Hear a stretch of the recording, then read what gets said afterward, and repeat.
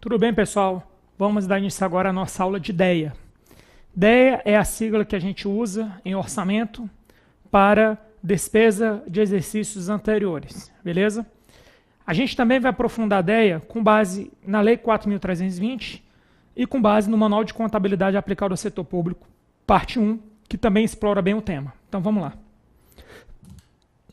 De acordo com a Lei 4.320, as despesas de exercícios anteriores ou de exercícios encerrados para as quais o orçamento consignava crédito próprio, com um saldo suficiente para atendê-lo, que não tenham se processado na época correta, isso aqui é a primeira, bem como os restos a pagar com prestação interrompida, esse aqui é o segundo caso, e os compromissos reconhecidos após o encerramento do exercício correspondente, esse aqui é o terceiro caso, poderão ser pagos a conta de dotação específica consignada no orçamento, discriminada por elementos, obedecida sempre que possível à ordem cronológica. Vamos para o nosso quadro. Então, a partir desse artigo, a gente vai explorar o que seria DEA, despesa de exercícios anteriores. Então, vamos lá. DEA. DEA, que significa despesa de exercícios anteriores, a primeira pergunta é, será que é uma despesa orçamentária ou uma despesa extra-orçamentária? Resposta, seria uma despesa orçamentária, porque DEA não é restos a pagar, DEA não é serviço da dívida a pagar, DEA não é depósitos, DEA não é débitos de tesouraria, não é aro, e DEA não é papel moeda. Se DEA não é nada disso, então DEA é uma despesa orçamentária. Esse é o primeiro entendimento. DEA é uma despesa orçamentária.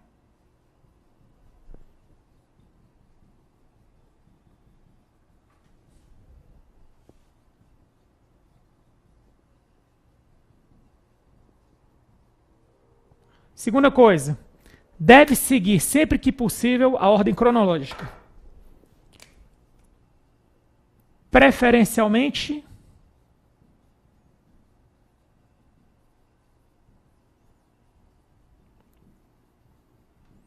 a ordem cronológica.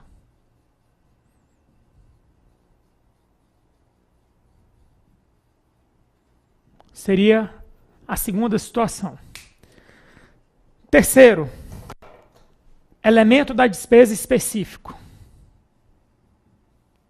Elemento da despesa específico.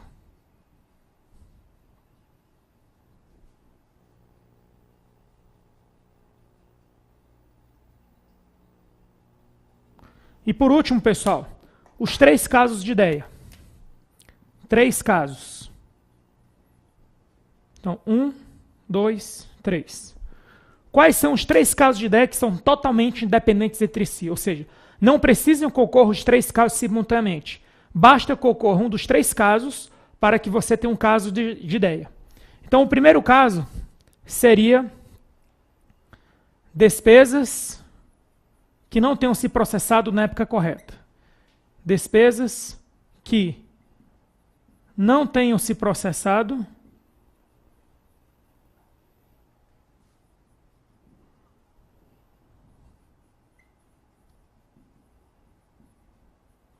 na época correta.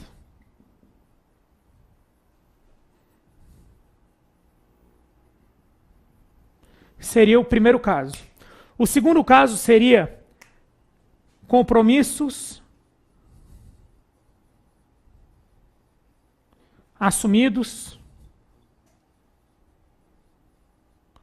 após o encerramento do exercício.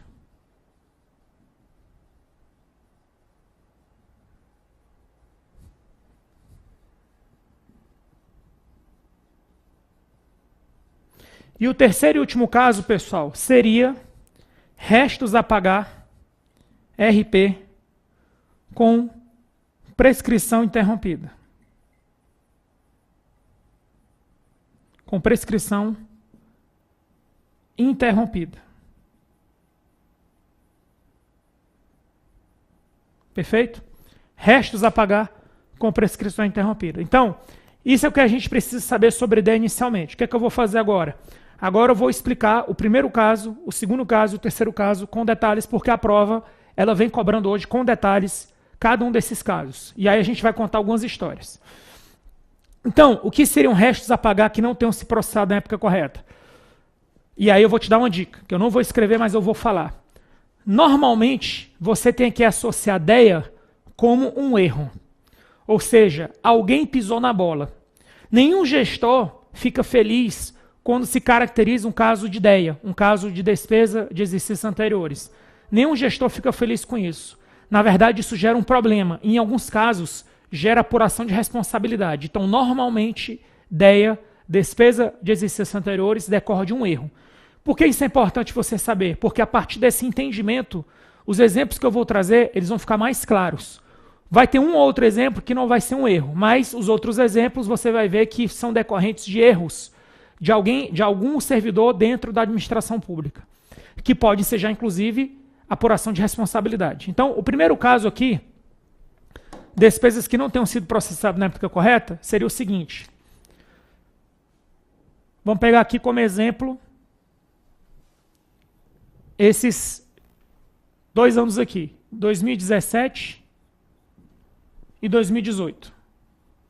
Então eu vou trabalhar aqui com o primeiro caso.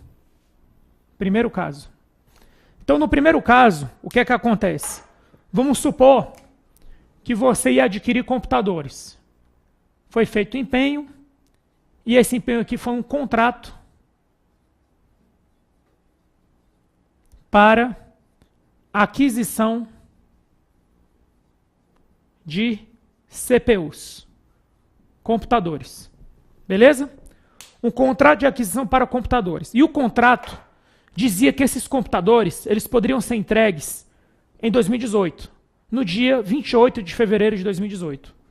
A data limite aqui seria 28 de fevereiro. O que é que a gente aprendeu, ou o que é que a gente sabe sobre essa situação? Ou seja, a despesa foi empenhada, mas o material só vai ser entregue no ano que vem.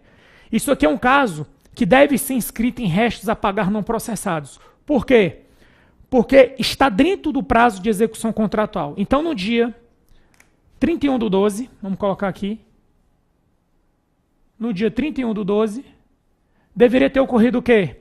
A inscrição de restos a pagar não processados. Só que alguém errou. Aí vem a dica que eu falei do erro. Alguém errou e alguém não fez a inscrição dos restos a pagar, e esses restos a pagar, ou seja, na verdade, esse empenho foi cancelado. Ou seja, o empenho ele foi cancelado no dia 31/12. Quando chega o fornecedor no dia 28/2, dentro do prazo, ele chega para entregar os computadores. Aí no dia 28/12, fornecedor chega para entregar os computadores.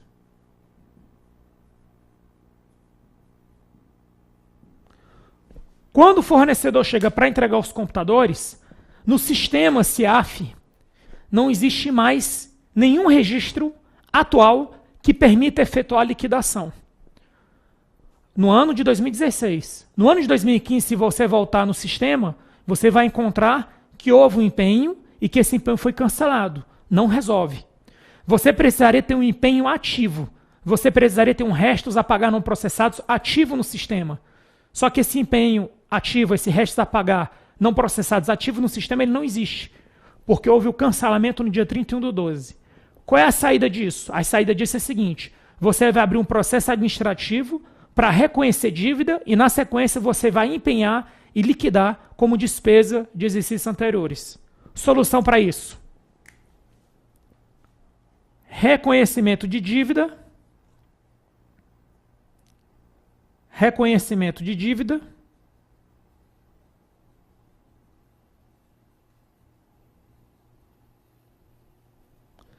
e, na sequência, empenho e liquidação de restos a pagar. De DEA. Empenho e liquidação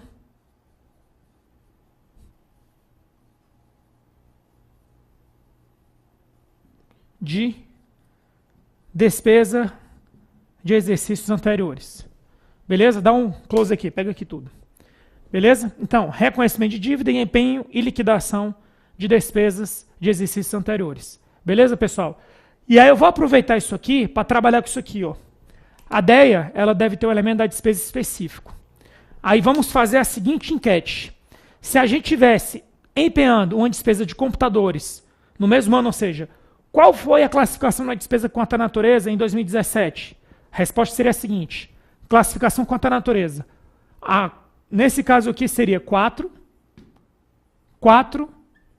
90, 52. De onde eu tirei esse 4? 4 é despesa de capital.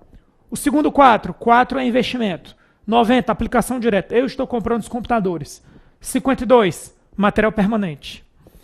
Quando eu empenho essa despesa no ano seguinte como DEA, qual deve ser a classificação? Resposta. Deve ser 4, 90, 92.